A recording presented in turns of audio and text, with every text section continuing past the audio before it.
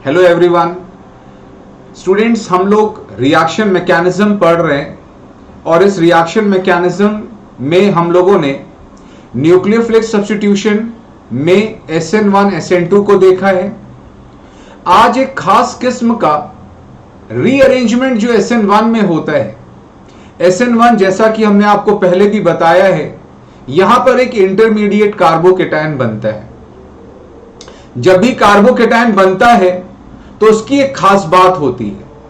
अगर वहां पर कोई पॉसिबिलिटी होती है कि स्ट्रक्चर में कोई परिवर्तन करके, कोई ग्रुप को शिफ्ट करके एक बेहतर कार्बोकेटायन बनाया जा सके, तो ऐसा रीअरेंजमेंट पॉसिबल होता है और यही SN1 में हम लोगों को अधिकांश देखने को मिलता है। तो चलिए स्ट्रेट अवे हम लोग कुछ डिफरेंट केसेस लेकर इसकी पढ़ाई करते हैं। देखिए यहां पर हमने इसकी स्टार्टिंग एक इंपॉर्टेंट स्टेटमेंट से की है। It happens because of involvement of carbocation intermediate. What is the peculiarity about the carbocation? It rearranges to attain stability. तो SN1 में कार्बोकेटायन बनता है और वहां पर स्टेबिलिटी को गेन करने के लिए माइग्रेशंस होते हैं ग्रुप के और रीअरेंजमेंट वो कहलाता है। Depending on structure it happens in following manner. हमने यहां पर कुछ डिफरेंट केसेस लिए हैं और इसको समझाने का प्रयास किया। ये पहला केस देखें। यहां पर आप सबस्ट्रेट को देख सकते हैं। इस कार्बन से ये लिविंग ग्रुप Br जुड़ा है। Br की इलेक्ट्रोनेगेटिविटी ज्यादा होती है कार्बन से। ये बॉन्डिंग इलेक्ट्रॉन्स को पुल करके बाहर चला जाता है, तो इस कार्बन के ऊपर पॉजिटिव चार्ज आ जाता है और ये 2 डिग्री कार्बोकेटायन है। जब कार्बन से 2 कार्बन जो कैटायन के रूप में है उससे 2 अल्काइल ग्रुप जुड़े होते हैं तो 2 डिग्री होता है। अगर 3 अल्काइल ग्रुप जुड़े हैं तो 3 डिग्री होता है। एक जुड़ा है तो 1 डिग्री होता है और एक भी नहीं जुड़ा है तो मिथाइल होता है। तो ये देखिए 2 डिग्री कार्बोकेटायन है। जब हमने इस कार्बोकेटायन को देखा जो कि SN1 का पहला स्टेप होता है, तो यहां पर गौर करने की बात यह है कि यहां स्ट्रक्चर कुछ इस प्रकार से है इसका कि एक शिफ्ट अगर किया जाए हाइड्रोजन का लेफ्ट से राइट, तो एक बेहतर कार्बोकेटायन को अंजाम दिया जा सकता है, बनाया जा सकता है। कैसे? ध्यान दें। ये कार्बोकेटायन देखिए कार्बन है। इसके लेफ्ट वाले कार्बन पर आप देख सकते हैं ऐसे 2 मिथाइल ग्रुप जुड़े हुए हैं और एक हाइड्रोजन जुड़ा है। तो ये मॉलिक्यूल क्या करवाता है? इस हाइड्रोजन को ध्यान से देखिए। ये हाइड्रोजन क्या करता है? ये बॉन्डिंग पेयर को यहां से लेके स्नैच करके ये बगल वाले कार्बन पर माइग्रेट कर जाता है। तो यहां से आपने हाइड्रोजन को हाइड्राइड के रूप में, हाइड्राइड कब बोलते हैं? जब इलेक्ट्रॉन पेयर के साथ जाता है। और प्रोटॉन कब बोलते हैं? जब इलेक्ट्रॉन पेयर छोड़ के जाता है। तो यहां पर ये इलेक्ट्रॉन पेयर को लेकर इस कार्बन पर माइग्रेट करता है। उसके पीछे कारण आपको देखिए स्पष्ट है। जब यहां से आप इलेक्ट्रॉन्स को पुल कर लेंगे तो इस कार्बन पर इलेक्ट्रॉन की कमी हो जाएगी और इस पर बच्चों पॉजिटिव चार्ज आ जाएगा। देखिए आ चुका है। और अपने इस माइनस चार्ज के साथ ये हाइड्रोजन जब यहां पर आ गया तो माइनस और प्लस मिलके 0 हो गया। और देखिए वो जो हाइड्रोजन कभी लेफ्ट में था अब वो राइट में आ गया। अब इस कार्बोकेटायन की खास बात है कि ये 3 तरफ से अल्काइल ग्रुप से जुड़ा है। इधर से मिथाइल, इधर से मिथाइल और इधर से इथाइल। ये 3 डिग्री कार्बोकेटायन होता है और ये 2 डिग्री से ज्यादा स्टेबल होता है। हमने सारी चर्चा की है। और यहां पर आप देख सकते हैं हाइपर कॉन्जुगेशन भी ज्यादा है। 3 3 6 और 2 8 हाइपर कॉन्जुगेशन है और इंडक्टिव भी 3 का लग रहा है। तो ये बेहतर कार्बोकेटायन होता है। और जब भी ऐसी कहीं गुंजाइश होती है तो इस प्रकार का रीअरेंजमेंट होता है। ये हमने एक केस आपको डिस्कस किया। अब अगला जो महत्वपूर्ण रीअरेंजमेंट है उसका नाम है नियोपेंटाइल रीअरेंजमेंट। देखिए यहां पर नियोपेंटाइल क्लोराइड हमने लिया। नियोपेंटाइल देखिए क्या होता है, वहां 5 कार्बन इस प्रकार से है, 1 2 3 4 और ये 5वां। और ये जो कार्बन से आप देख सकते हैं इस प्रकार से तीन हाइड्रोजन हटा के तीन सब्स्टिट्यूशन किए हैं, 3 मिथाइल ग्रुप लगाए हैं और यहां पे एक कार्बन है, ये नियोपेंटाइल ग्रुप है और ये नियोपेंटाइल क्लोराइड है। ये रिएक्शन देता है, SN2 तो बिल्कुल नहीं देता है, हमने आपको प्रीवियस टर्न पर यह डिस्कस किया हुआ है। SN1 भी बहुत स्लो देता है और उसका कारण है यहां से जब आप इलेक्ट्रॉन्स को निकाल के Cl- को हटाते हैं तो आपको जो सबसे पहला इंटरमीडिएट है वो 1 डिग्री कार्बोकेटायन मिलता है, जो निहायत ही अनस्टेबल होता है। इस वजह से इसकी जो रेट होती है वो बच्चों बहुत स्लो होती है, तो इस बात को ध्यान रखें। लेकिन होता है थोड़ा बहुत, जो भी हुआ। अब ये कार्बोकेटायन बैठ के यहां सोचता है क्या मेरे अंदर कोई ऐसी स्ट्रक्चरल संभावना है कि कोई ग्रुप को माइग्रेट करके हम एक बेहतर कार्बोकेटायन में कन्वर्ट हो सकते हैं। तो उसका नजर जाता है अपने से लेफ्ट जो कार्बन है, यहां आप देख सकते हैं 3 मिथाइल ग्रुप हैं, इनमें से बच्चों एक मिथाइल ग्रुप, इसको हम 1,2 देखिए एडजेसेंट कार्बन पे माइग्रेशन हो रहा है, इसीलिए हम 1,2। अगर हाइड्रोजन का माइग्रेशन होता है तो 1,2 हाइड्राइड शिफ्ट बोलते हैं। यहां मिथाइल अपना इलेक्ट्रॉन पेयर, कोई भी एक मिथाइल ले लो, इलेक्ट्रॉन पेयर स्नैच करता है और स्नैच करके पुल करके इलेक्ट्रॉन पेयर के साथ इस कार्बन पे माइग्रेट हो जाता है। इसको बोलते हैं 1,2 मिथाइल शिफ्ट।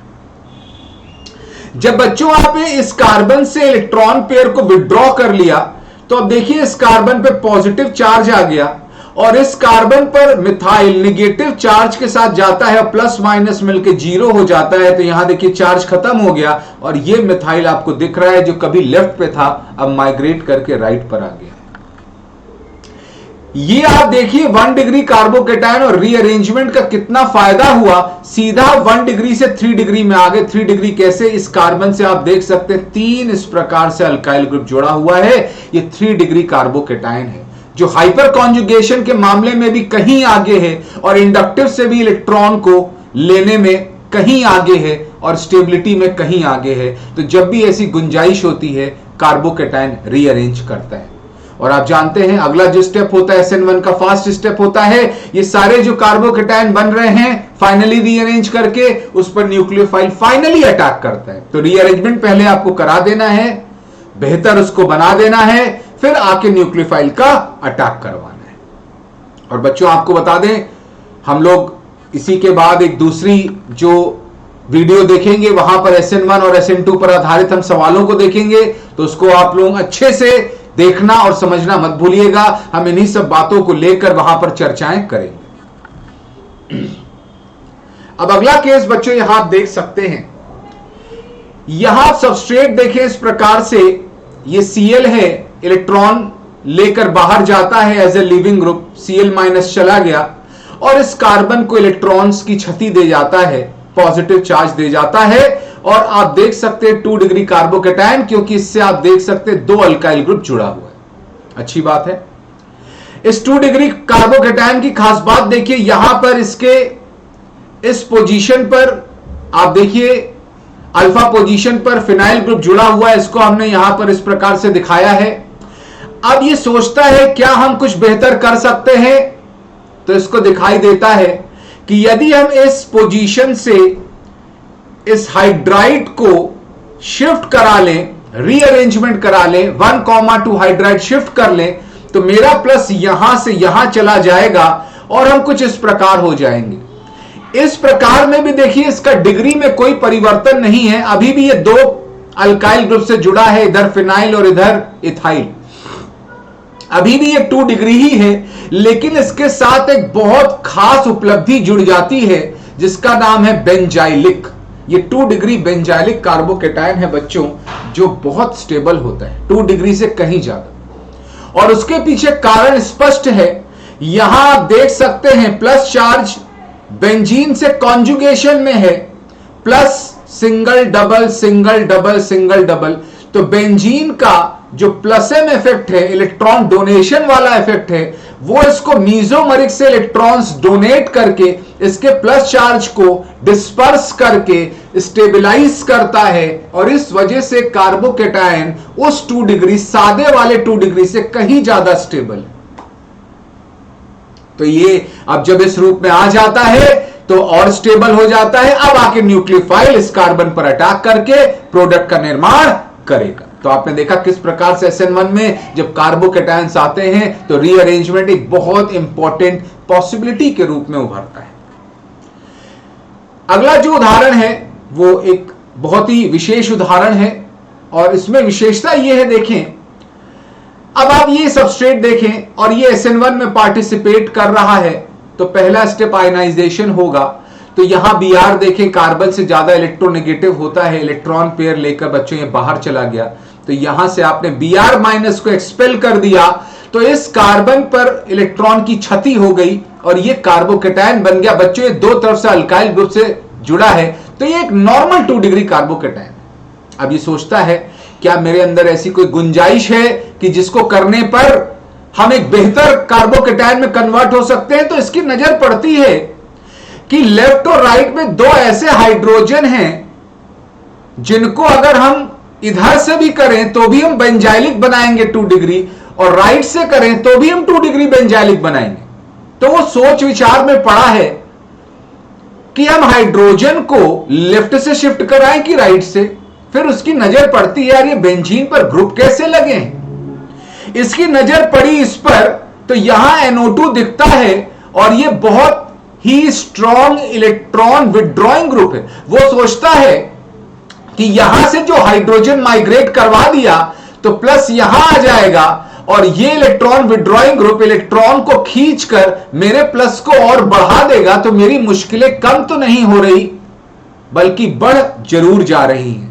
तो वहां से वो नजर हटाकर अब वो राइट वाले पर अपना नजर रखता है और देखता है इस पर तो मिथाइल ग्रुप लगा है जो कि एक इलेक्ट्रॉन डोनेटिंग ग्रुप है, अपने हाइपर कॉन्जुगेशन और अपने इंडक्टिव से इलेक्ट्रॉन डोनेट करता है। तो मेरे लिए वाजिब यही होगा कि हम अपने प्लस को राइट में ले जाएं जिससे कि ये जो बेंजाइलिक पोजीशन है जहां पर बेंजीन पर मिथाइल है वो एक्स्ट्रा हमको इलेक्ट्रॉन्स को डोनेट करके हमको और स्टेबलाइज करेगा और ऐसा नहीं होगा NO2 वाले की तरह कि हमको डिस्टेबलाइज करे। तो बच्चों ये सोच विचार करने के बाद फाइनली उसने एक निर्णय लिया और ये निर्णय ये हुआ कि यहां वाला जो हाइड्रोजन है वो अपने बॉन्डिंग इलेक्ट्रॉन्स के साथ माइग्रेट करे। तो यहां 1,2 हाइड्राइड शिफ्ट होता है। अब भी 2 डिग्री बनता है लेकिन ये 2 डिग्री बेंजाइलिक और खास है क्योंकि इस बेंजाइलिक ग्रुप में ये जो बेंजीन है यहां पर एक इलेक्ट्रॉन डोनेटिंग ग्रुप है जो इसके प्लस को बहुत ज्यादा राहत पहुंचाता है और स्टेबिलिटी को काफी बढ़ाता है। तो कभी कभी आपको रीअरेंजमेंट करने के पहले ये सारे विचार करने होते हैं कि कौन ज्यादा उपयुक्त है, कौन ज्यादा प्लस को ज्यादा स्टेबलाइज करता है। आप वहीं से अपने काम को आगे बढ़ाएंगे। तो बच्चों ये था आज का हमारा रीअरेंजमेंट पर ये लेक्चर, लेकिन ये समाप्त नहीं हो रहा है। और भी जो इंपॉर्टेंट रीअरेंजमेंट है जिसमें एलाइलिक रीअरेंजमेंट जो है उसमें कुछ खास बातें और जुड़ जाती हैं, उसका अलग से हम एक वीडियो बनाएंगे और जो IIT JEE एडवांस के कुछ सवाल हैं उस पर आधारित अपने थ्योरी को रखते हुए हम आपको समझाने का प्रयास करेंगे। तो बच्चों अब हम इसके बाद एक बहुत ही इंपॉर्टेंट वीडियो भी अपलोड करने जा रहे हैं जहां पर SN1 और SN2 पर आधारित कुछ बेहतरीन सवाल हम रखेंगे। तो आप इसको जरूर देखेंगे और इस प्रकार से आप इसको जो हमने आज पढ़ाया है इसका आप एप्लीकेशन वहां पर करता हुआ पाएंगे।